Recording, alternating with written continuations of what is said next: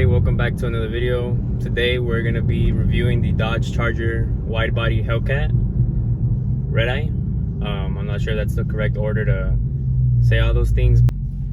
Today we're just going to take it out and see what it does. We're going to rip it. It already has the braking miles on it. It has 1,229 miles as of now, and from reading multiple things online, I guess it's safe to launch it now. As you may or may not know, this car has the same drivetrain as the Dodge Demon. It just has a different PCM or ECU. I'm not like a different computer basically. So it doesn't have the same tune as it, but it has the same blower. Has a 2.7 liter supercharger as opposed to the regular Hellcat. I believe it's a 2.4. This motor makes more boost than the Hellcat. I believe this one makes 14 psi and the Hellcat makes around 11. Don't quote me on that, but I believe that's about right. So you know, this one has a few upgraded things compared to the regular Hellcats. It makes 797 horsepower as opposed to the Hellcats now I believe makes 717. But it makes a significant amount of more horsepower. And torque, I don't remember exactly the torque, but I'll include it in there. It's supposed to be, you know, way faster. I've never even driven a Charger, like a regular Charger or a Challenger, so I'm not used to how. I know they're heavy. These cars are heavy. We're gonna go see if we can try to get some good draggy hits and get better times, just so you guys can have an idea what this car does. We'll try it with without traction control, with traction control, or sorry, launch control, with launch control and without launch control. Because even launching it from an idle, it just lights up the tires. And I know with this, like, you can put traction control, or when you put it in track mode, it puts stability control in track, but it doesn't completely remove it. And one thing I will say is that the traction control system really does stop the car, because I know even though it's heavy, I know 797 is more than enough to light up the tires, especially on the stock tires, right? Considering, you know, maybe not everyone will change the tire right away, but you really should, because it just doesn't hook. So we're gonna try it out. And one thing that I really love about this car, and mind you, I'm a Mustang guy and I will always love Mustang more than Mopar, but this bitch just whines so loud. And I'll give you, well, like, even just driving normally, I've barely been hitting the gas, but if you like watch, there's some cars in the way, but oh shit, God, dude. Okay, just that little bit got the car sideways. I really wasn't expecting that. I just wanted you guys to hear the whine. Track, it's literally in regular and auto, I guess, but I guess auto in this car is set to track mode in terms of the engine and the trans. But I don't know if you guys could hear it there. I'm gonna so right now we have the transmission on street, paddles on, power 797. So I just want you guys to hear the whine. So I have some cars in front of me, but we're about to head to Mexico. We're about to get there. We're about to cross the border. But once we're there, we will do some draggy hits and we'll see how this goes. This is going to be the first test hit off idle in track mode. 30, 60,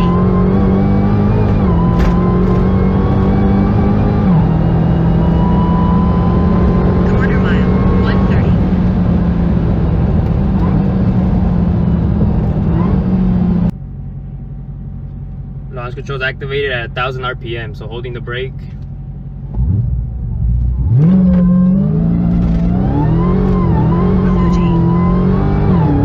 60.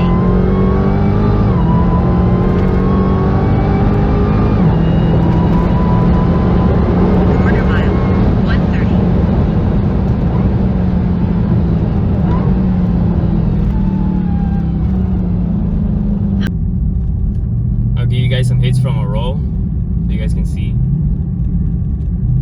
This will be a first gear roll at 4,000 RPM, going 27, 28 miles an hour.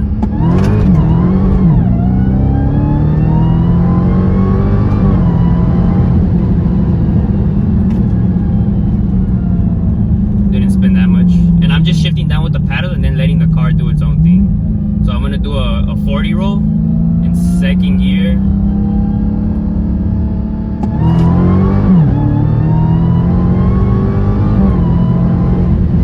We're gonna try out and see what it'll do without any, like, I'm gonna completely take off traction control, not put it in, because when you put the car in track mode, it'll put the stability and traction control, it'll say traction control's off but the stability control's still on. So I'm gonna take all that completely off just so you guys can see what it does and probably just launch it very low. I probably won't do traction control any higher because it'll just spin. That past drag he hit was on launch control at the lowest setting. So I'll do it off idle completely without any computer help. So right now we have the car still in track mode. Take the traction completely off. So if you just, all I'm gonna do is, where's the button? There, this one. I'm just gonna hold it.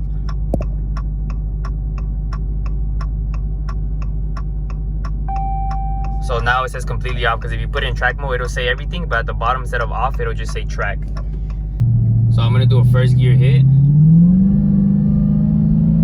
It's gonna be first gear at 4,000 RPM.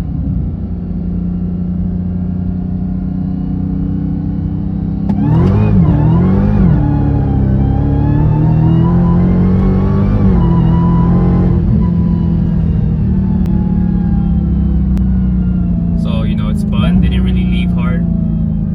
Now we'll try a 40 roll. 40 roll, second gear, 4,000 exactly.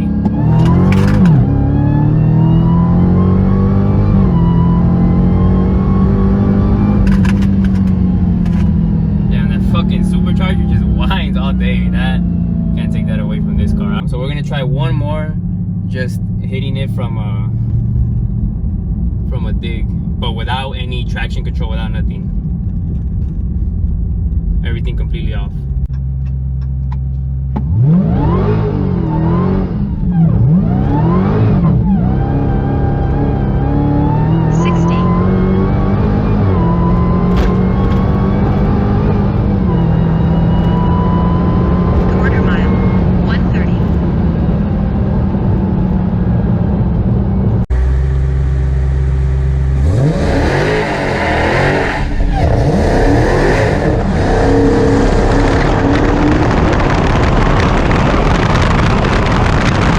Kind of disappointed in the tire. I thought the tire would make it hook a lot better. I know it's a 20-inch for a 20-inch rim, right? So it's not a high profile tire with a thick sidewall like you would on a 17-inch rim.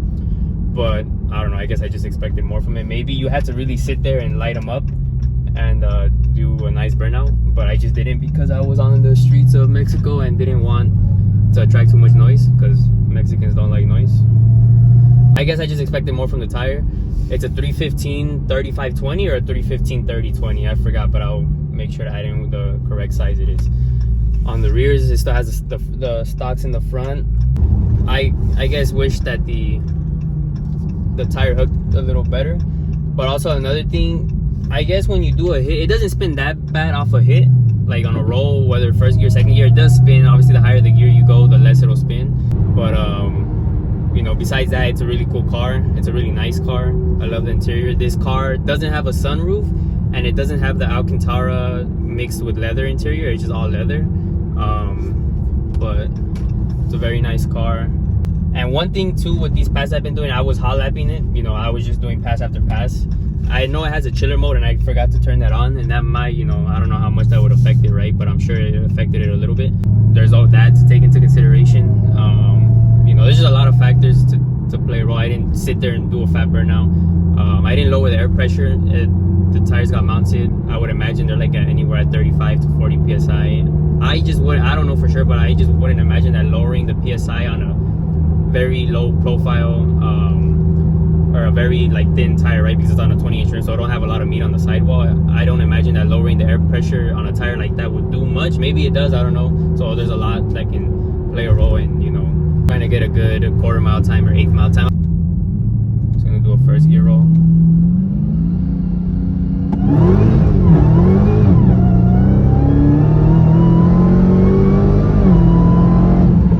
You know, it kicked out a little bit. I'm sure you were able to see that, or I don't know if you could tell, but it did kick out a little bit. So this is we're gonna try a 60 roll because I haven't done one. So this is a 60 roll third gear. I'm dropping the paddles and I just let it shift on its own once I hit it. So 60 miles an hour.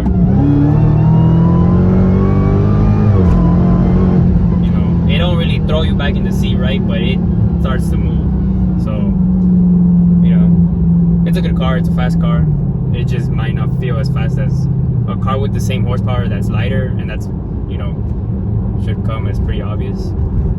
But One thing I will try is this car has a black key that limits the horsepower at 500. So I have a Mustang GT that's making probably about almost 500 to the flywheel, right? And I'm assuming the 500 mode in this car is telling you that's 500 at the wheel. I want to race this car against my Mustang. My Mustang is on drag radios though. It's on a 17 by 10 inch rim, has a 305/45 Mickey Thompson ET Street R. So I think that'll be a good race because the car's stick, this car's automatic, right? So, you know, and these transmissions are good. That's one thing about Dodge, is their transmissions are super, I think, in my opinion, badass. And of course my car's a stick, so there's gonna be the disadvantage there. But I feel like I'm pretty comfortable with my car, even though I recently just got a new clutch and shifter in, so I have to let the clutch break in, or I have to break in the clutch. So I'm gonna be, you know, working on that. But once that's done, I do want to race the two cars. And then if I completely destroy this car, because that car does kind of hook, well, not kind of, it does hook really well. If I end up destroying this in the black key, we'll race it on the red key. And on the red key, I know this car's probably gonna spin, it won't launch that good, but once we're off, depending on how much road we have, this car's gonna catch up. I mean, shit, it has 797 horsepower, so it'll catch up. Maybe it won't catch up by the 8th, maybe it will. I guess it depends on how good it decides to hook that day. But yeah, so I think that's gonna be all for this video. If you have any questions as to for what you want to see in the car, this has been the 2021 Dodge Charger Hellcat Redeye Widebody. And yeah, we'll catch you on the next one.